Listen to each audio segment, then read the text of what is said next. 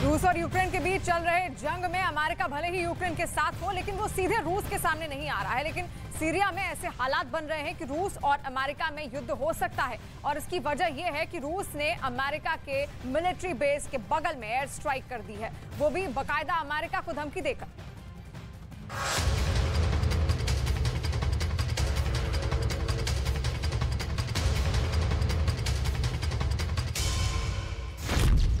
Syria में America और रूस हुए आमने सामने।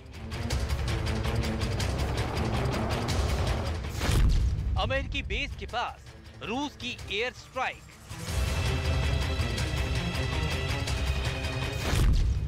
सीरिया में रूस ने अमेरिका से लिया यूक्रेन का बदला। यूक्रेन के मददगार अमेरिका को सबक सिखाने के लिए रूस हर मुमकिन कोशिश में है, और जब मौका मिला तो पुतिन की आर्मी ने चौका लगाने में देर नहीं की। सीरिया में रूस ने अमेरिका के समर्थन वाले लड़ाकों पर एयर स्ट्राइक कर दी। इस एयर स्ट्राइक से रूस ने दो मैसेज दिए। एक तो वो सीरिया में कमजोर नहीं है, और दूसरा ये कि दुनिया रूस को इतना कमजोर समझने की गलती कतई न करे। अगर उसने यूक्रेन जैसे एक देश पर जंग छेड़ दी तो वो कहीं और सिर नहीं उठा पाएगा। यूक्रेन युद्ध में उलझे रूस को लेकर कयास लगाए जा रहे थे कि सीरिया में उसकी सेना कमजोर पड़ गई है, लेकिन एक एयर स्ट्राइक ने रूस की ताकत का दुनिया को एहसास करा दिया है। अमेरिका के न्यूज चैनल CNN ने दावा किया था कि रूस ने सीरिया में एयर स्ट्राइक से पहले अमेरिका को धमकी दी थी। रूस ने सीरिया में एयर स्ट्राइक ऐसे वक्त पर की है जब यूक्रेन को लेकर अमेरिका और रूस के बीच बड़ा तनाव है। रूस ने दक्षिण पूर्वी सीरिया में अमेरिका के अल-तन्फ मिलिट्री बेस के पास हवाई हमला किया। ये वो अड्डा है जहां अमेरिका की सेना और सीरिया की सरकार के विरोधी लड़ाके ऑपरेट करते हैं। उन्हीं में से एक संगठन है मगाविर अल-थोरा, जिसके लड़ाकों को निशाना बनाकर रूस ने एयर स्ट्राइक की।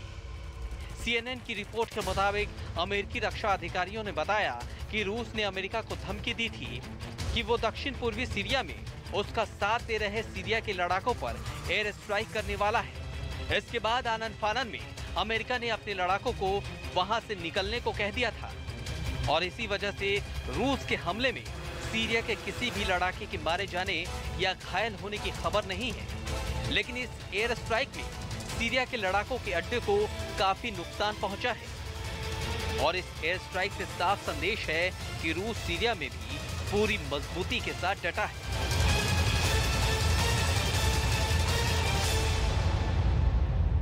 इससे पहले मार्च में कई मीडिया रिपोर्ट्स में ये दावा किया गया था कि रूस यूक्रेन में अपनी पूरी ताकत झोंकने के लिए सीरिया से अपने सैनिकों और अपनी प्राइवेट आर्मी वैगनर ग्रुप के कुछ लड़ाकों को निकाल रहा है। लेकिन रूस की एक ही एयर स्ट्राइक ने इन सभी खबरों को धता बता दिया। हालांकि इससे पहले अमेरिका के रक्षा मंत्रालय ने इन सभी रिपोर्ट्स को गलत माना था और दावा किया था कि उसने सीरिया में रूस की कोई भी गतिविधियों में कमी नहीं देखी है। यानी सीरिया पर अमेरिका की तरफ से लड़ रहे लड़ाकों को निशाना बनाकर पुतिन ने ये जता दिया कि वो यूक्रेन पर ही नहीं बल्कि जहां जहां उसकी सेना मिशन पर लगी है हर जगह उसके लड़ाके अपने मिशन को अंजाम देंगे।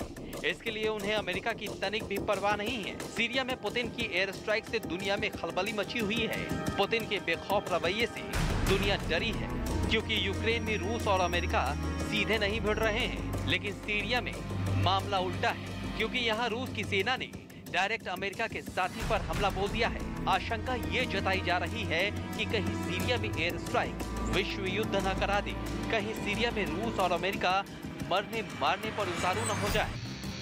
दरअसल सीरिया में रूस और अमेरिका की सेनाएं इतने करीब हैं कि जंग का खतरा हमेशा बना रहता है। अगर थोड़ा सा भी असंतुलन बना तो दोनों देशों के बीच युद्ध शुरू हो सकता है। सीरिया में अमेरिका और रूस का मकसद एक है, लेकिन मिशन अलग अलग हैं।